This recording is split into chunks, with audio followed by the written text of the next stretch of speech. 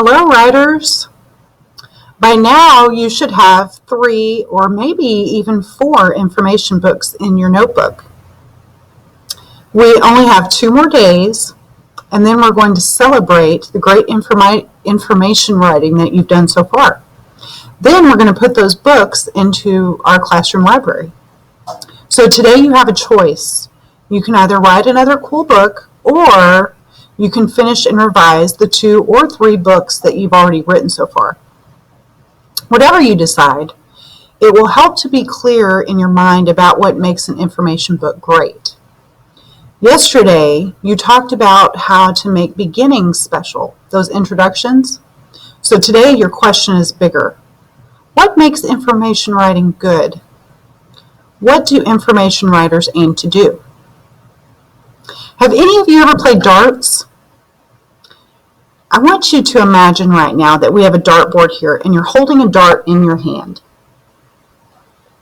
If you want the dart to do the right thing, what would you do? So right now what I want you to do is pretend to throw that imaginary dart and then watch what you do. Maybe we could pretend that it's right here next to me.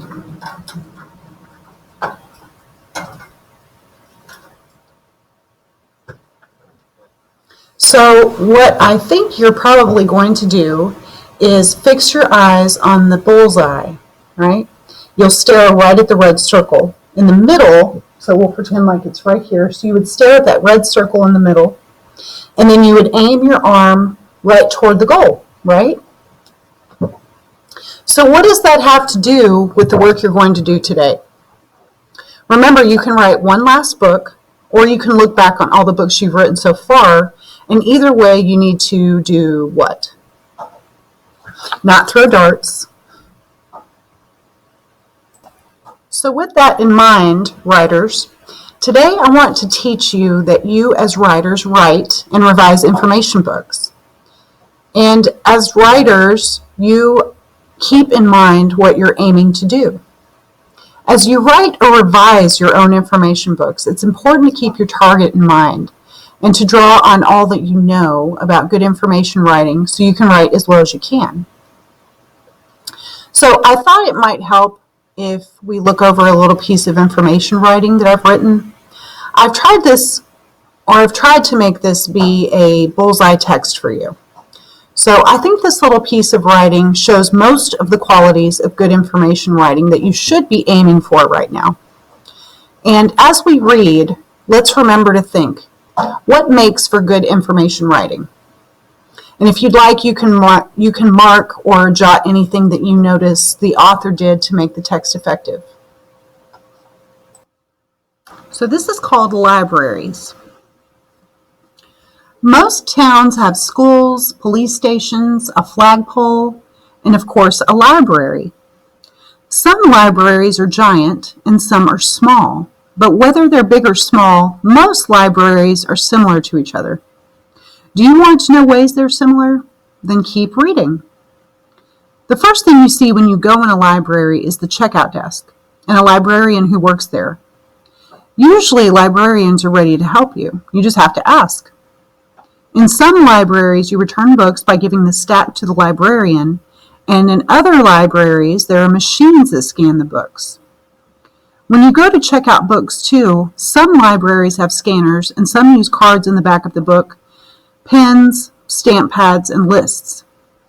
Either way, the librarian keeps track of who's taking a book out of a library and who is bringing the book back.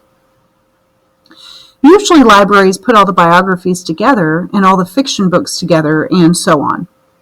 There's a numbering system called the Dewey Decimal System that many libraries follow. If you see the chart, it will tell you the numbers where you can find the different kinds of books. Some of them are alphabetically ordered and some of them are not. Libraries have systems to check out books and to return them, but that's not the important thing. The important thing is that communities have a place to go to borrow books, to find books, and to read books free of charge.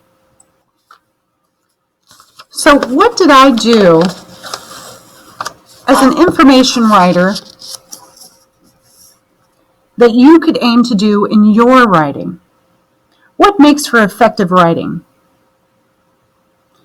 What I want you to do now is for my in-class learners to turn and talk with your partner, and I want you to share what you've noticed. If you're online, if you have someone there that can work with you, that'd be great.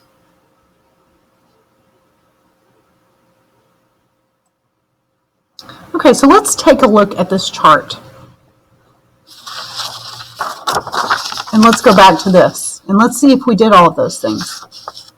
So, did we have a beginning that the writer tried to make special?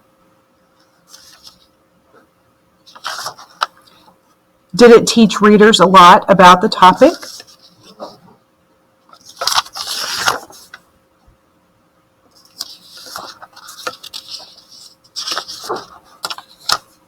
Did it teach details like facts, numbers, quotes, and tips?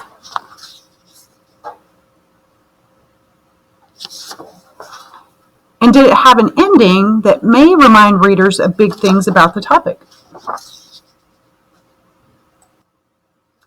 Okay, so now I'd like to take this chart and I would like to use this to help us look at another piece of writing. Okay, so here I have a piece of writing about Legos. And so far, the writer has, this book will teach about Legos. Legos are a toy that people build with. You can build lots of things with them. Kids and adults can both build with Legos. Babies shouldn't play with Legos. So it seems here that the writer has information on the topic, but doesn't have lots of information and could give more specific details. So the writer has said that you can build different things with Legos, but not what those things are. Okay, right here. So let's start with making some revisions. Let's go back up and look at this one first. So let's try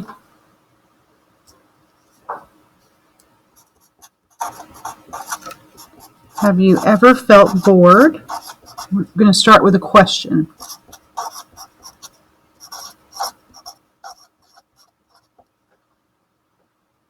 If you have,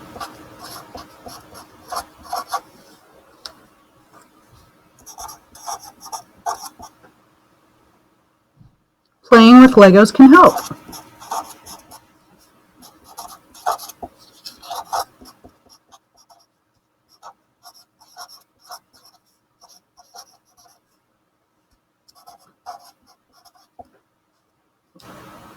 And then we can move this down here. So we've added more information and we've made a revision. Okay, now let's look at the second part.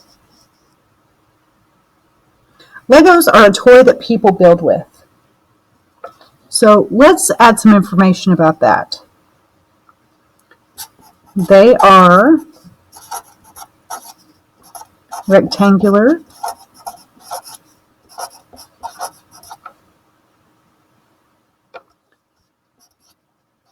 bricks that come in lots of colors.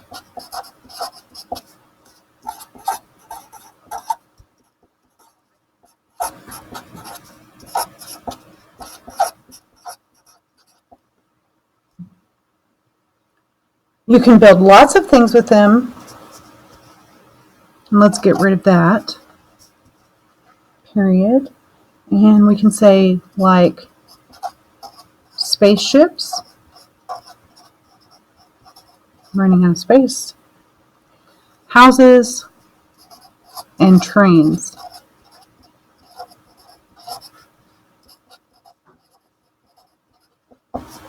So once again, we're making revisions and we're adding more information.